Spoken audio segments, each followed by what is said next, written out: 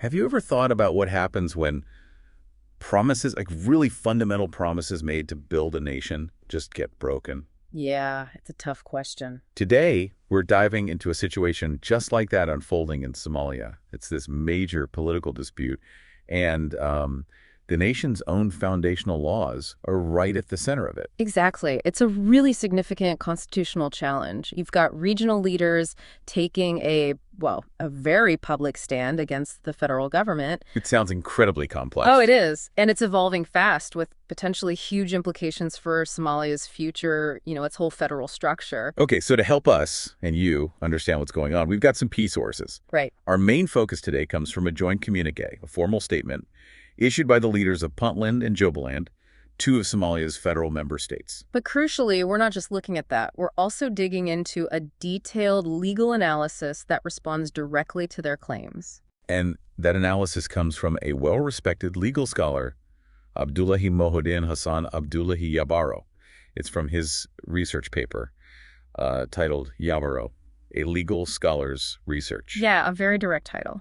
So our mission here, for you listening, is really to cut through the noise. We want to give you a shortcut to understanding this critical situation. We'll unpack the details of this constitutional crisis, Yeah, pinpoint the exact areas of disagreement. and really try to grasp what this all means for Somalia's federal system and its path towards democracy. Okay, let's set the scene. To really get the heart of this, we need to rewind a bit.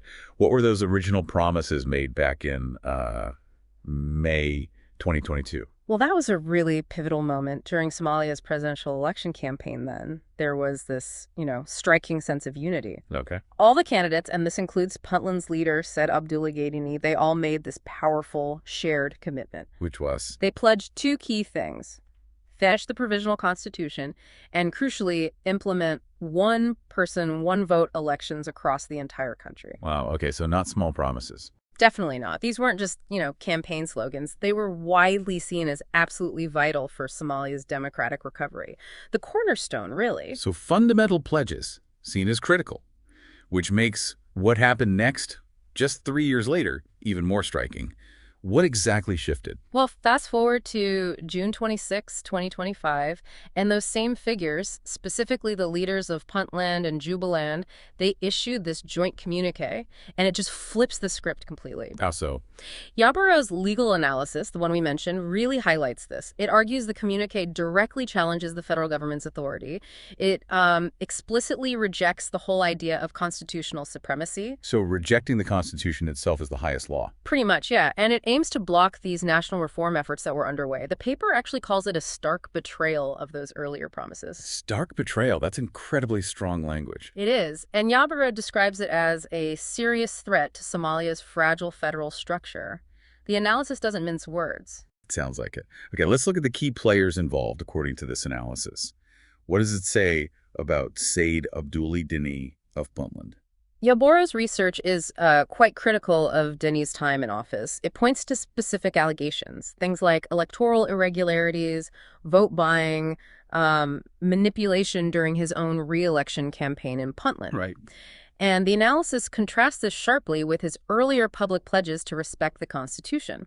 Now, according to the source, Deni is leading Puntland in actively rejecting constitutional review, defying federal institutions, and blocking electoral reform. That's a significant shift then. A very significant shift from his 2022 stance, yes.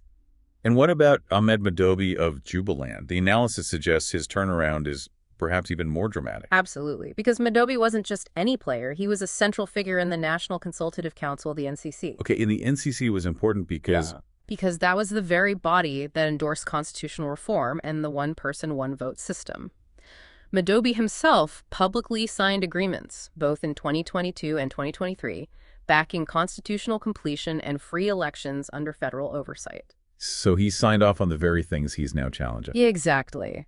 The analysis points out his current actions are in direct contradiction to those signed agreements. In what specific ways? Yeah. What actions drew this criticism in Yabaro's paper? Well, for one, the analysis highlights Madobi organizing regional elections in Jubaland unilaterally. So without coordinating with the federal government and, crucially, without following the national constitutional standards. And the federal government's reaction? They didn't recognize those elections. The reasons cited in the analysis include a lack of legal and institutional transparency, sidelining the National Independent Electoral Commission, the NIEC, which is supposed to oversee all elections. Right, the federal body. Yes. Yeah. And just a clear noncompliance with Article 111G and the national electoral laws. Okay. And what happened in those disputed elections? Well, following that process, Modobe declared himself re-elected president of Jubaland. A move the federal government Explicitly refused to recognize as constitutionally valid. But it gets more serious. How so?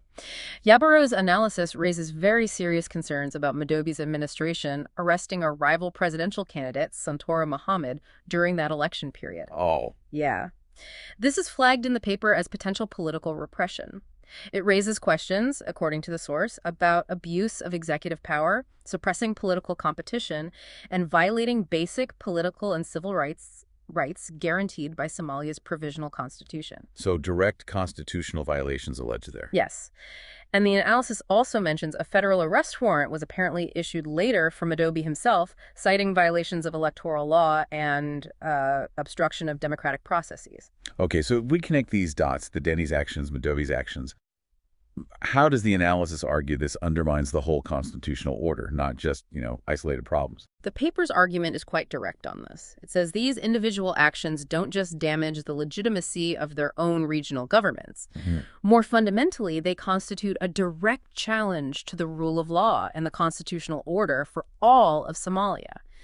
They're seen in this analysis as a deliberate attempt to dismantle the very framework meant to unify the country.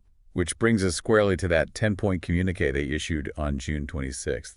This is the core of their challenge, right? It is. It lays out 10 central claims that, according to Yabaro's analysis, fundamentally attack Somalia's constitutional order. Okay, let's break it down. We'll go point by point, the claim from Puntland and Jubaland, and then the legal counter from Yabaro's research. Point 1.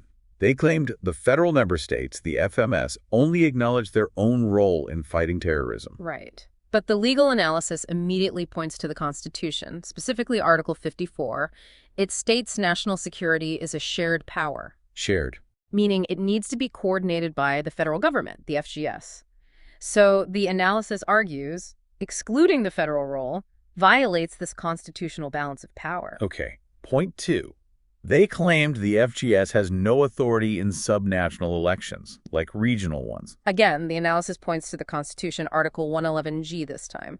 It explicitly states the National Independent Electoral Commission, the NIEC, oversees all elections, federal, regional, local. So the FMS can't just decide to block the NIEC. According to this legal view, no. Doing so undermines the entire national electoral framework established by the Constitution. Got it. Third point. Puntland and Jubaland outright rejected constitutional